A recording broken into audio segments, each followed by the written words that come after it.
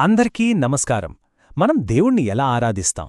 పూజలు, ప్రార్థనలు, అభిషేకాలు వీటితోనేనా? లేక వీటన్నింటిని మించిన ఒక గొప్ప ఆరాధన ఏదైనా ఉందా? సమాజానికి మనం చేయగలిగే అత్యుత్తమ సేవ ఏంటి? ఈరోజు మనం ఆరాధన అనే పదానికొక సరికొత్త అర్థాన్నిచ్చే ఒక శక్తివంతమైన ఆలోచన గురించి తెలుసుకోబోతున్నాం.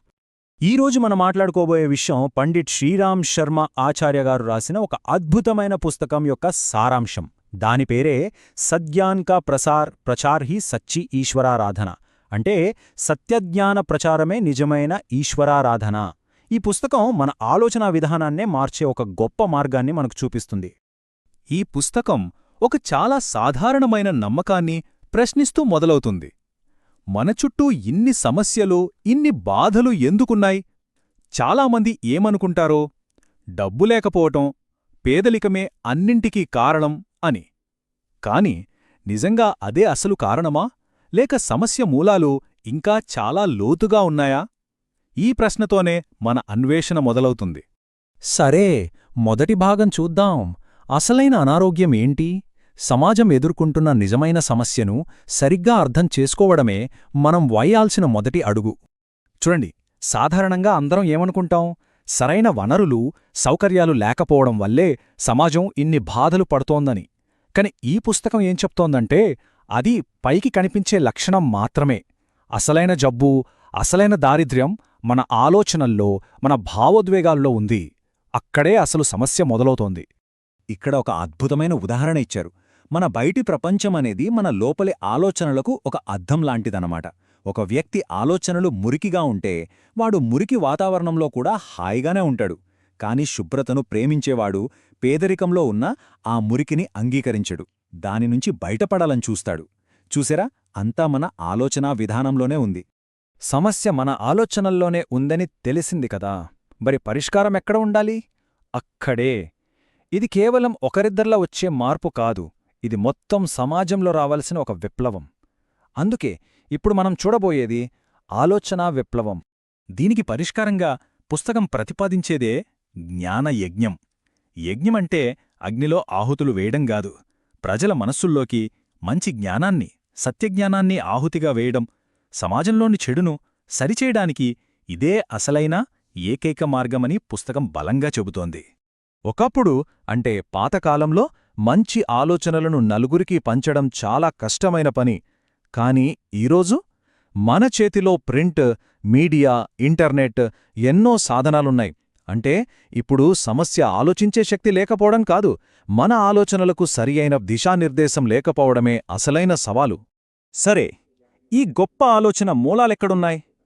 ఇది మన ప్రాచీన సంప్రదాయం నుంచే వచ్చింది. దాన్నే ఆధునిక కాలానికి ఎలా అన్వయించుకోవాలో చూద్దాం. అదే ఆధునిక ఋషి మార్గం. ప్రాచీన కాలంలో ఋషులు, సాధువులు ఏం చేసేవాళ్లు?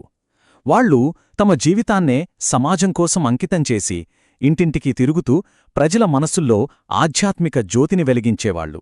జ్ఞానాన్ని పంచుతూ సమాజాన్ని చైతన్యపరిచేవాళ్లు.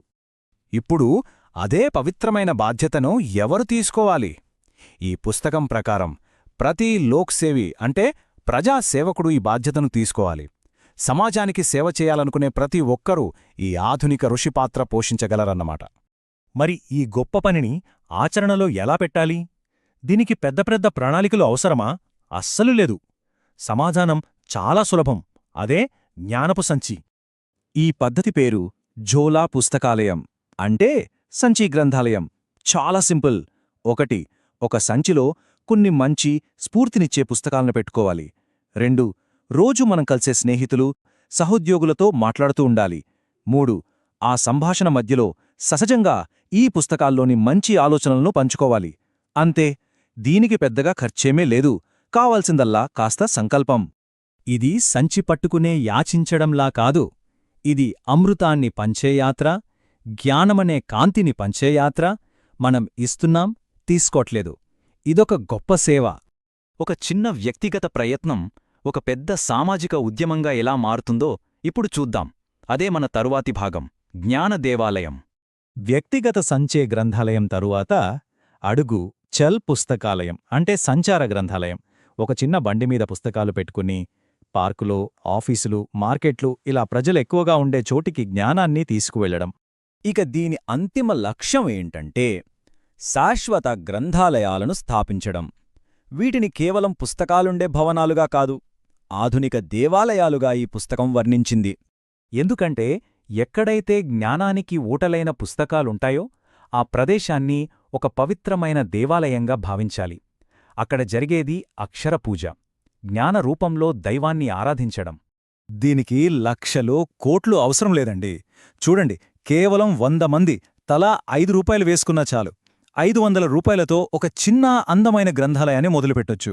ఇంత చిన్న సామూహిక ప్రయత్నం కూడా సమాజానికి ఎంత గొప్ప మేలు చేస్తుందో ఆలోచించండి.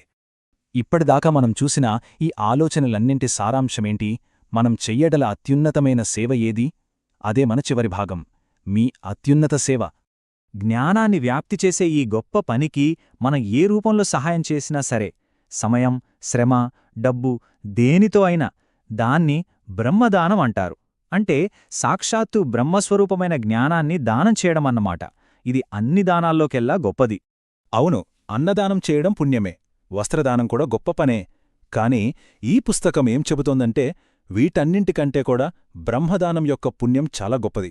ఎందుకంటే అన్నం ఒకరోజు ఆకలి తీరుస్తుంది, కాని జ్ఞానం ఒక జీవితాన్ని, ఒక తరాన్ని మారుస్తుంది.